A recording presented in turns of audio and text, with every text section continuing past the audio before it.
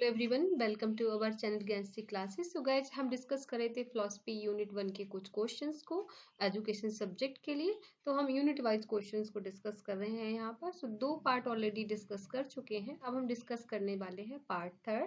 तो आप लोग एक पेन पेपर जरूर ले लें साथ में, ताकि अपने आंसर्स को लिखते जाएं और बाद में जरूर मैच करें कि 20 क्वेश्चंस में से आपके कितने सही हो रहे हैं।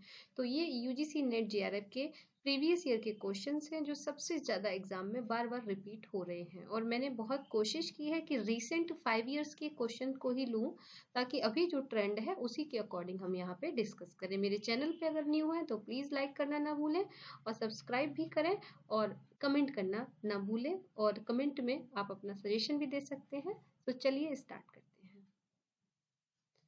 पहला क्वेश्चन है, a teacher is faced with the problem of choosing the appropriate teaching method for the transition of a course content. So which branch of philosophy will most appropriately describe his predicament? तो यहाँ पर ऐसा कौन सा शिक्षक का पाठ्यक्रम सामग्री के संचालन के लिए उपयुक्त शिक्षण पद्धति चुनने की समस्या का सामना करना पड़ता है? दर्शन की कौन सी शाखा इसके लिए सबसे उसकी दशा का वर्णन करेगी?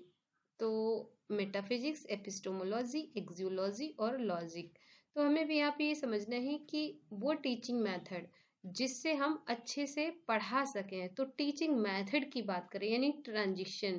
तो ट्रांजिशन की अगर यहाँ पे बात है तो इसका जो सही आंसर होगा वो होगा कि हम बात कर रहे हैं यहाँ पे ज्ञान मीमांसा की, यानी कि एपिस्टोमोलॉजी। तो ज्ञान मीमांसा, तत्व मीमांसा की बात तब होती है जब पाठ्यक्रम की बात होती है कि पाठ्यक्रम किन किन तत्वों से बना है, तो वहां पे उसका आंसर मेटाफिजिक्स होता है। लेकिन चूंकि टीचिंग मेथड्स की बात है तो teaching method source of knowledge होता है, और एपिस्टोमोलॉजी का मतलब है ज्ञान का स्रोत, यानी कि हम नॉलेज को कैसे गेन करते हैं। So epistemology is the correct answer. Next question है, जैन दर्शन में तात्कालिक ज्ञान किसको कहा गया है? Immediate knowledge in Jainism philosophy, perceptual, inferential, derived from authority, या अतीन्द्र ज्ञान जो अपनी इंद्रियों के द्वारा प्राप्त होता है। तो इसका जो सही आंसर है क्लेवर ही होगा। नेक्स्ट क्वेश्चन, सांख्य में तीनों गणों के संतुलन को क्या कहते हैं? ये क्वेश्चन बहुत अभी रिसेंट पूछा गया है। तो जैसे पेंडुलम होता है तो पेंडुलम में 3 पार्ट होते हैं, है ना? जैसे हम देखते हैं जब बेसिकली एक ही पार्ट होता है, बट वो क्या होता है, इस ऐसे ऐसे गति करता है इधर से उधर। तो जो स्थिरता, जैसे यहाँ पे भी जब हम उसको किसी पेंडुलम को थोड़ा सा फोर्स लगाएंगे तो वो इधर जाएगा इधर जाएगा, बट इनके बीच में एक बैलेंस रहता है। इसी तरह से सांख्य में भी तीनों के गुणों के सत्व रज तम के बीच में एक बैलेंस रहता है, उसको हम क्या बोलते हैं? और इस गुणों को बैलेंस करने का जो संतुलन है उसको हम क्या कहते हैं?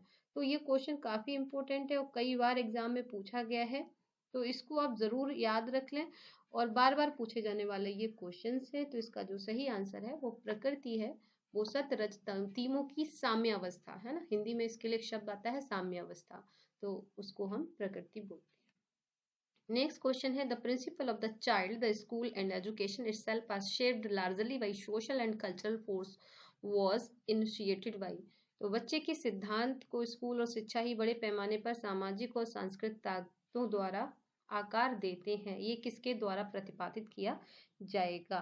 सो ये जो आंसर होगा वो रिकंस्ट्रक्टिविज्म, पुनर्संरचनावाद का होगा। नेक्स्ट क्वेश्चन है, बौद्ध दर्शन के संदर्भ में इनमें से कौन सा प्रज्ञा में सहायक होता है? तो यहाँ पे 3 तरह का होता है, प्रज्ञाशील समाधि। तो प्रज्ञा में यहाँ पे क्या आएगा? तो in term of Buddhism philosophy which are the following contribute to right knowledge. तो राइट नॉलेज से यहाँ पे कौन सा आएगा? तो इसका जो सही आंसर होगा right faith and right resolve, सही विश्वास। नेक्स्ट क्वेश्चन है, लोकतंत्र को जनता के लिए जनता के द्वारा सरकार के रूप में किसने परिभाषित किया? तो अब्राहम लिंकन ने किया है। Next question, the focus of concern of sociology of education in classical approach. तो शास्त्रीय उपागम में शिक्षा के समाजशास्त्र के सरोकार पर ध्यान दिया गया है। तो किसमें इस चीज पे बेसिकली फोकस किया गया है? तो क्लास कॉन्फ्लिक्ट, वर्ग संघर्ष सिद्धांत जो है। नेक्स्ट क्वेश्चन है, in the following 2 sets of information. यहाँ पे 2 लिस्ट दी हुई जिनको आपस में मैच करना है, family, school, peer group and mass media. तो इसमें हिंदी का नहीं है ट्रांसलेशन, तो परिवार, स्कूल और साथ के जो लोग हैं और मीडिया।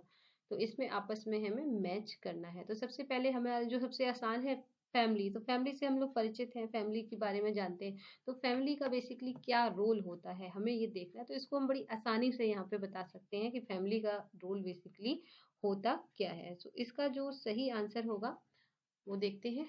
तो फैमिली परसेप्चुअल वैल्यूज, तो वैल्यूज और सपोर्ट, तो सपोर्ट और वैल्यू हमें स्टार्टिंग से कहाँ पे मिलता है, फैमिली के द्वारा मिलता है। तो ए का जो आंसर होगा third is the correct answer. School के अगर हम रोल की बात करें कि स्कूल का बेसिकली क्या रोल है, तो हमें यहाँ पे स्कूल प्रीवियस प्रोवाइड अपॉर्चुनिटी देता है जिससे हम डेमोक्रेटिक प्रोसेस को समझ सके। एंड यहाँ पे अगर हम देखें कि पीयर ग्रुप का क्या काम रहता है, तो हम जो लाइफ स्टाइल और जो एटीट्यूड है वो यहाँ से काफ़ी हद तक गेन करते हैं। एंड मास मीडिया की अगर हम बात करें तो ये सोर्स है, बहुत सारी चीज़ों का सोर्स है जिससे हम पॉलिटिकल इंफॉर्मेशंस और हमारी जो पॉलिटिकल वैल्यूज एंड बिलीफ बनते हैं वो सोशल मीडिया से बनते हैं। सो राइट आंसर होगा इसका, third is the correct answer. पाठचर्या की लेन देन संबंधी रणनीतियों को तय करने के लिए दर्शन की किस शाखा की प्रत्यक्ष प्रासंगिकता है। तो हम यहाँ पे बात कर रहे हैं कि करिकुलम की, ठीक है। तो करिकुलम की ट्रांजिशनल स्ट्रेटजी की बात कर रहे हैं। सो बेसिकली अगर हम बात करें कि करिकुलम किससे बना है, करिकुलम के कंपोनेंट क्या हैं, ठीक है। ये क्वेश्चन ना थोड़ा सा घुमा दिया है। सिर्फ कंपोनेंट की बात होती कि पाठ्यचर्या के अंदर क्या क्या होना चाहिए, तो मेटाफिजिक्स तत्व मीमांसा होता। लेकिन यहाँ पे वो क्या कह रहे हैं कि करिकुलम की लेन देन संबंधी, यानी कि टीचिंग मेथड, क्वेश्चन वही है लेकिन इसको थोड़ा सा इन्होंने घुमा दिया है। तो टीचिंग मेथड है, इसका मतलब है कि ट्रांजिशनल स्टडीज का मतलब ये हो गया कि हम करिकुलम की चीजों को कैसे पढ़ाएंगे, हाउ। तो एपिस्टोमोलॉजी ज्ञान मीमांसा हाउ के साथ यहाँ पे डील करता है। नेक्स्ट क्वेश्चन है, Islamic tradition in education lies stress on inclusion of which of the values. तो इस्लामी परंपरा किन मूल्यों के समावेश पे बल देती है। तो अच्छा क्वेश्चन है, आसान है कि इस्लाम में बहुत फोकस किया जाता है ह्यूमैनिटी और नोबिलिटी के ऊपर। काफी अच्छा क्वेश्चन है कि प्रियम्बल में कुछ अलग अलग तरह की वैल्यूज हैं, तो वो आपसे ये पूछना चाह रहे हैं किस तरह की जो वैल्यू है एजुकेशन से रिलेट करती है। तो liberty of thought and expression, यानी विचार और अभिव्यक्ति की जो स्वतंत्रता है वो हमारी शिक्षा के क्षेत्र से संबंधित है। मतलब हम हमारे जो विचार हैं हम उनको किस तरह से एक्सप्रेस कर सकते हैं। तो राइट आंसर सेकेंड।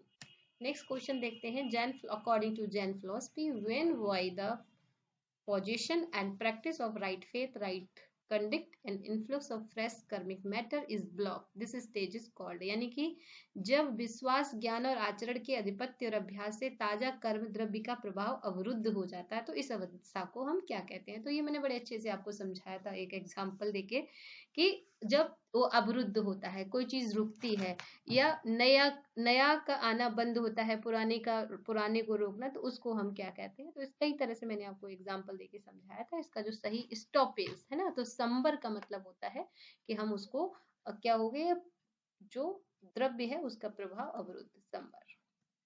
नेक्स्ट है, the right of free and compulsory education at primary education level insured by the constitution of India through. तो यहाँ पे प्राथमिक शिक्षा पर स्तर पर मुफ्त और अनिवार्य शिक्षा का जो अधिकार है। गाइज वैसे तो मैं सजेस्ट करूंगी इसमें जितने भी दिए हैं सब एक बार आप गूगल कर लीजिएगा और उनको थोड़ा सा देख लीजिएगा, बट इसका जो सही आंसर होगा आर्टिकल 21A 2002 में यहाँ पर ऐसा किया गया। नेक्स्ट क्वेश्चन है, who among the following contribute the book entitle Savitri a legend and a symbol of education. तो सावित्री जो किताब थी वो किसने लिखी थी, तो नो डाउट सावित्री बाई फुले ने तो नहीं लिखी होगी। तो इसका जो सही आंसर होगा श्री अरविंदो ने इस किताब को लिखा था। नेक्स्ट क्वेश्चन है, in Samkhya philosophy evaluation is consider to be, Samkhya दर्शन में विकास को एक माना गया है। तो क्या विकास का मतलब क्या है, जैसे आपने कुछ लोग साइंस स्ट्रीम से होंगे तो मेरी बात समझेंगे। डार्विन ने दिया था कि एक विकास का सिद्धांत दिया था चार्ल्स डार्विन ने, तो वैसे ही सांख्य दर्शन में भी दिया गया है, बस एक फिलोसफिकल वे में है और एक साइंटिफिक वे में है। तो ये इस लीनियर है या यहाँ पे टेलीलॉजिकल है, लीनियर मैकेनिकल है या नोवल चेंज है, क्या है। तो इसका जो सही आंसर है टेलीलॉजिकल प्रोसेस है।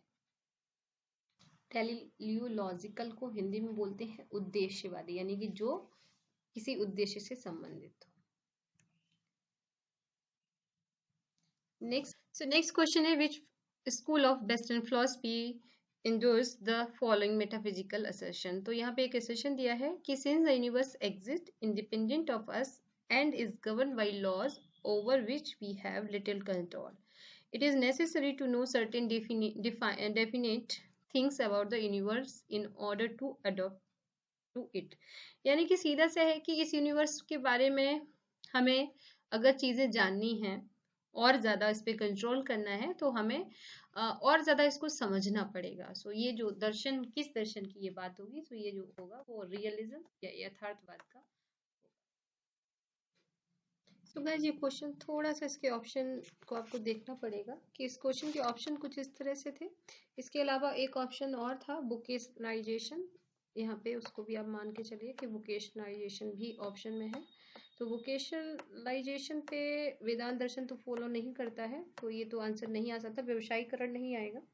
और इसमें से भी यह है कि इनमें से कौन कौन सा हो सकता है, तो इसका जो सही आंसर है कि अवेकिंग ऑफ इंटेलिजेंस की बुद्धिमत्ता, जो 3 तरह के क्यूज होते हैं, I Q, E Q, S Q, यानी कि spiritual intelligence, emotional intelligence and intelligence quiescent.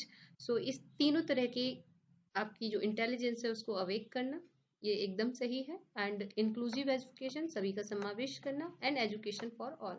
तो ये 3 जो है, ए बी डी और ई तो नहीं है यहाँ पर, तो इसका जो सही आंसर होगा A B D is the correct answer. Next question है, Savitri Phule is known for her contribution, यानी कि इन्होंने किस पे बात की थी, तो इसका जो सही आंसर है, इन्होंने महिला शिक्षा, वुमेन एजुकेशन के ऊपर बात की। नेक्स्ट क्वेश्चन है, उन कारकों की सूची बनाइए जो सामाजिक गतिशीलता में सहायता करते हैं। तो यहाँ पे रिलीजन यानी कि धर्म हटा दीजिए और जाति हटा दीजिए, कास्ट हटा दीजिए, तो बी और ई नहीं आएगा, तो ई नहीं आ सकता एंड बी भी नहीं आ सकता। तो इसका जो आंसर होगा ए सी डी, यानी कि एजुकेशन, इनकम एंड ऑक्यूपेशन, आपका शिक्षा, आय और व्यवसाय के आधार पर ही सामाजिक गतिशीलता होती है। नेक्स्ट लास्ट क्वेश्चन है कि यहाँ पर ये रिपीटेड क्वेश्चन है गाइस, दोबारा ये आया है। तो जून 2020 में ये क्वेश्चन आया है कि सिर्फ कॉज है, तो प्रकृति यहाँ पे हर चीज का कॉज है और किसी भी चीज का न कार्य है न उसका प्रभाव है, वो है आपका पुरुष।